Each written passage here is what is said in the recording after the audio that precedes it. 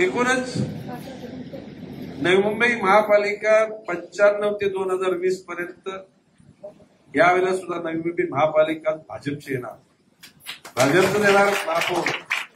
भाईंदर नगरपालिका भाजपचाच महापौर होणार. आता ठाणे कल्याणमध्ये चुरस आहे, परंतु मी तुम्हाला सांगतो, तुम्ही इथे रिझल्ट दिल्याने बदलापूर आणि अंबरनाथला की कल्याणमध्ये साफसफाई होऊन जाईल, ठाण्यात सुद्धा साफसफाई असण्यासाठी करायला लागतं.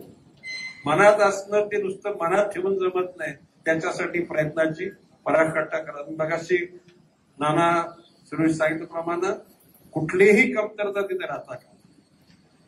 ठाणे जिल्हा परिषद भाजपचीच येणार, पालघर जिल्हा परिषद भाजपचीच येणार, पालघर मधल्या 4च्या 4 नगरपालिका भाजपच्या येणार, बदलापूर पण भाजपचे येणार ना, अंबरनाथ पण भाजपचे येणार.